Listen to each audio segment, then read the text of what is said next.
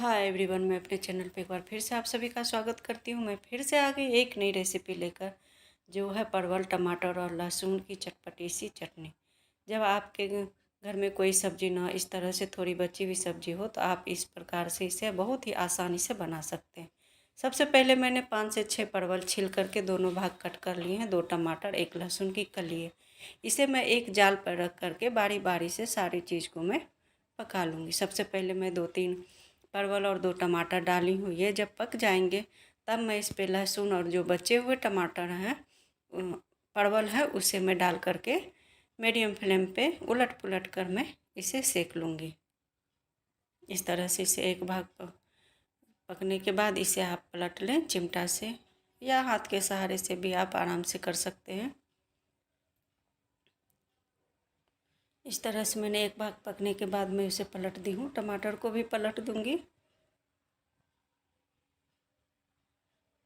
ये ऐसी चटनी है जिसे आपको ना भी भूख हो तो आप 2 रोटी के बदले 4 रोटी खा सकते हैं।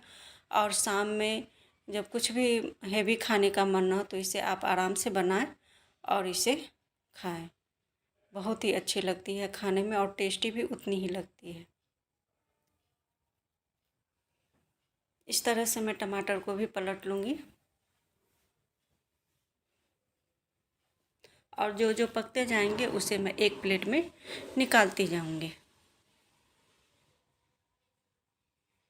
इसी बीच में मैं 3 छोटे साइज के प्याज हैं, 1 इंच अदरक का टुकड़ा है, 1 हरी मिर्च है। इसे भी मैं बारी बारी से सबको कट करके रख लूँगी। अब मैं इस पे लहसुन डाली हूँ, जो पक गए हैं उसे मैं हटा ली हूँ और जो बचे हुए हैं अगल बगल से मैं डाल करके इसे पका लूँगी। लहसुन को आप इस तरीके से पकाएं, बहुत ही आसानी से इसका छिलका निकल जाता है। अब ये जो प्याज, हरी मिर्च और अदरक है इसे मैं बारी बारी से बारीक कट कर लूँगी। इस तरीके से अब मैं हरी मिर्च को कट करूँगी।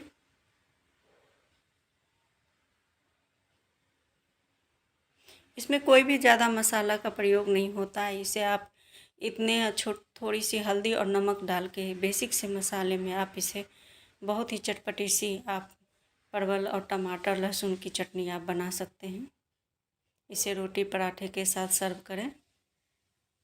इस तरह से मैं प्याज को भी कट कर लूँगी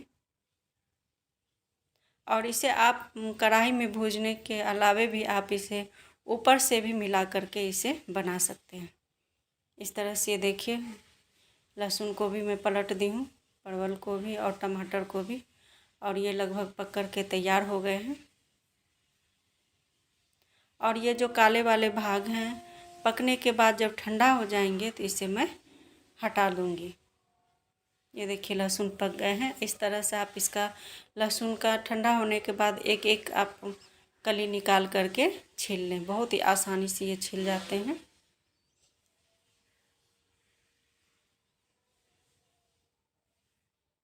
ये देखिए ये हमारे कट गए हैं और ये भी पक करके तैयार हो गए हैं।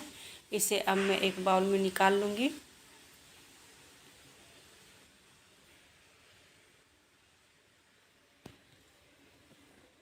इस तरह से मैं निकाल ली हूँ और काला वाला भाग जो है ठंडा होने के बाद मैं इसे निकाल लूँगी। इसे अब मैं ठंडा होने के लिए छोड़ दूँगी। अब जो है सो मैं इसे कढ़ाई ली हूँ। कढ़ाई गर्म होने के बाद मैं उसमें तेल डाली हूँ। तेल डालने के बाद जब ये गर्म हो जाएंगे तो 1/2 चम्मच के बराबर मैं इसमें जीरा डालूँगी और ये जीरा डालने के बाद जब ये चटक जाएंगे तब प्याज, हरी मिर्ची और अदरक डालूँगी। सबसे पहले मैं इसमें अदरक डालूँगी।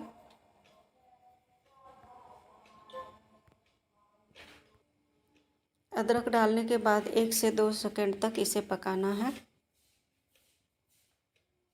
और उसके बाद मैं प्याज और हरी मिर्च डाल दूँगी और इसे हल्का गुलाबी होने तक पकने के लिए छोड़ दूँगी।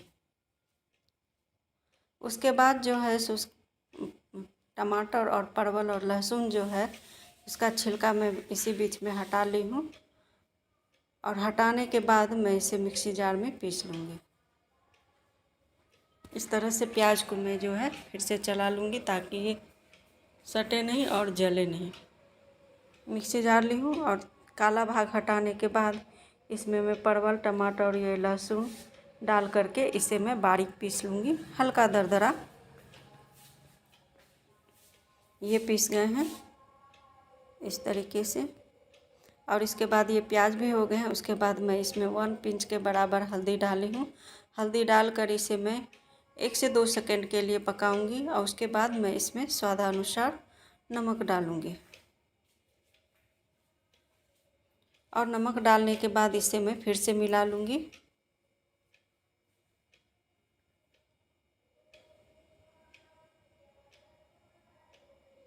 इस तरीके से। इसके बाद ये जो है पिसे हुए हैं मैं डाल दूँगी और इसे भी अच्छी तरह से मिला लूँगी। मिक्सी जार में जो लगे हुए होंगे उसमें थोड़ा सा पानी डाल करके मैं डाल दूँगी और इसे 2 से 3 मिनट तक स्लो फ्लेम पे पका लूँगी। इसे ज़्यादा पकाने की ज़रूरत नहीं है, सारे कुछ पके ही हुए हैं। इस तरीके से बराबर चलाते रहिए। देखिए देखने में ही कितने यमी लग रहे हैं और खाने में भी उतनी ही टेस्टी थे।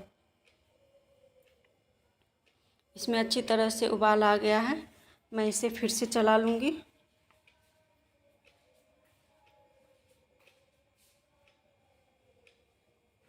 और इसे चलाने के बाद मैं 2 से 3 सेकंड तक फिर से पकाई हूँ। और पकाने के बाद जो है इसे मैं एक बाउल में ट्रांसफ़र कर लूँगी। आप थोड़ा इसे और पकाना चाहते हैं तो पका सकते हैं, मैं ऐसा ही रखूँगी। अब मैं एक बाउल में निकाल के ऊपर से मैं कस्तूरी मेथी डाली हूँ, आप धनिया पत्ती भी डाल सकते हैं। ये देखिए देखने में कितने यमी हैं। आप रोटी पराठे के साथ इसे सर्व कर सकते हैं। इस तरह से हमारे परवल, टमाटर और लहसुन की चटनी बन करके तैयार हो गई है। फिर मिलेंगे अगली वीडियो में। धन्यवाद।